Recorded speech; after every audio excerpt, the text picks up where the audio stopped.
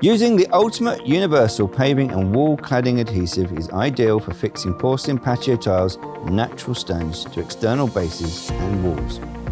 You will require a bucket, clean water, electric drill with paddle, and your safety PPE. For mixing directions for the universal paving and wall cladding adhesive, follow the manufacturer's instructions. For this particular one, you would need a 1-in-3 mix. When installing the station range porcelain sets, install onto a screed or concrete base and use the correct tile adhesive to fix into position. You can then apply a slurry mix to the back of the porcelain tile. Then install the spacers, place in your tile and level it.